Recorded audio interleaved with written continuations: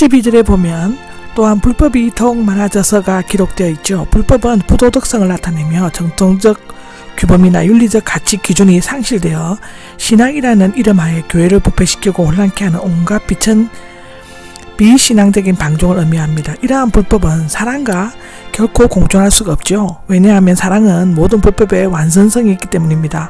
불법이 많아지면 교회는 타락하고 성도들은 사랑을 잃어버리게 된다고 요한일서 4장 10절, 요한계시록 2장 2절에서 4절에 기록되어져 있습니다. 13절에 보면 그러나 끝까지 견뎌내는 사람은 구원을 받을 것이다 라고 되어 있습니다. 끝까지 견뎌낸다는 것은 견디다는 끈기 있게 참다, 확고하게 계속하다의 뜻이며 단지 수동적으로 참는 것이 아니라 희망을 가지고 끈기 있게 참고 바른 신앙과 사랑을 지킴으로써 마침내 승리하는 것을 나타낸다고 합니다. 끝까지 견디는 자에게 구원이라는 보상이 주어진다고 하고요.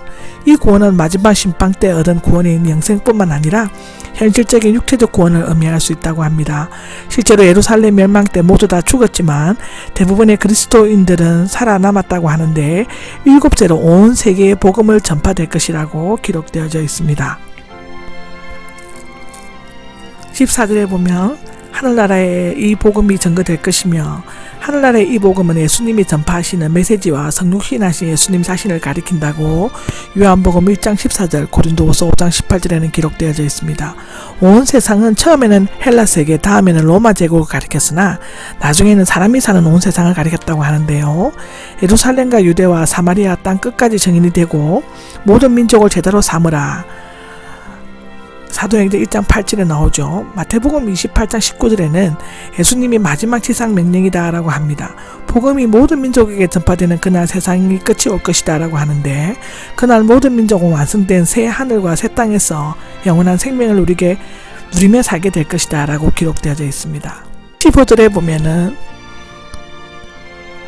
황폐의 가증한 것이라고 나옵니다. 그러므로 너희가 선지자 다니엘이 말한 바 멸망에 가증한 것이 거룩한 곳에서 선 것을 보거든이라고 기억해 있죠. 멸망케 하는 미운 물건이라고 나와 있는데 황폐는 멸망, 유린, 참화, 파괴를 의미하고 가증한 것은 정오 혐오스러운 것, 악취로 고토를 일으키는 것으로 뜻한다고 합니다. 따라서 황폐에 가증한 것은 하나님의 분노를 일으킬 수 있으므로 그 앞에 가지고 나와서는 안 된다는 것이고 또는 성소를 황폐케 하는 좋지 못한 물건으로 번역될 수가 있습니다. 이것이 무엇이든지에 대해서는 첫째로는 수리아 안디오쿠스 에피파네스가 유대교 성전을 모독하려고 예루살렘 성전에 대지를 잡아 주피터 신상에게 드린 일이고 또는 열심당원들이 제사장을 죽이고 성전을 더럽히는 일이라고 합니다. 갈리굴라 황제가 자기의 동상과 길을 성전에 세우려고 한 것 등의 견해가 있는데 아마도 이것은 로마 군대가 가이사를 상징하는 독수리를 새겨놓은 깃발을 성전 동편 문 쪽을 향해 세워놓은 것을 의미할 것이라고 합니다. 다니엘 9장 27절에 나옵니다. 또는 세상 끝에 예루살렘에 적그리스도의 우상이 세워지는 것을 의미할 수도 있다고 데살로니가 후서 2장 4절, 요한계시록 13장 14절에는 나오고 있다고 합니다. 어느 견해를 택하더라도 예수님께서 예루살렘의 멸망에 대해 언급하신 것은 비록 종류의 차이가 있어도 다니엘이 예언했던 200년 전에 에피파파네스의 사건과 비슷하게 성취될 것이며 지금도 더욱 그 성취를 기다리고 있다고 기록하고 있습니다. 16절입니다. 16절에 보면 그때 유대에 있는 자들은 산으로 도망할지어다 라고 나옵니다.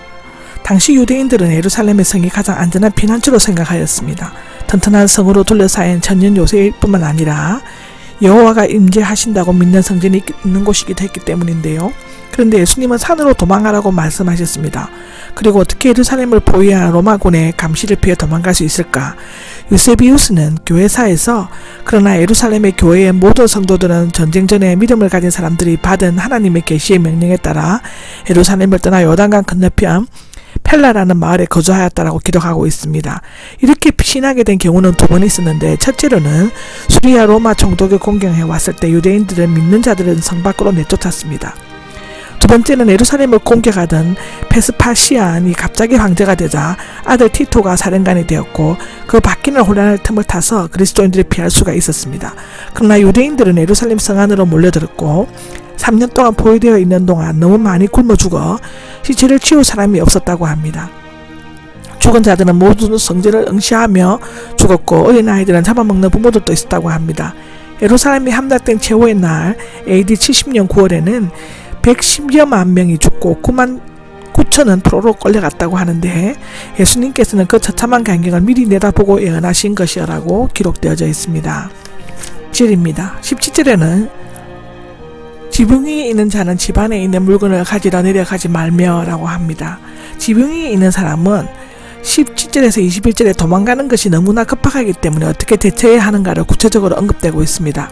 첫 번째로는 평범한 지붕 위에 있는 사람은 물건을 꺼내려고 집으로 통하는 길로 내려가지 말라고 밖으로 직접 내려가는 길로 도망가라라고 하고요. 두 번째로는 들에서 일하는 자는 겉옷이 아무리 필수적이고 귀한 물건이라 하더라도 가지러 가지 말고 입은 옷 그대로 피하라고 18절에 나와 있습니다. 세 번째로는 임신하거나 젖먹이를 둔 여자들은 겨울이나 안식일에 도망가지 않기를 기도해야 한다라고 합니다.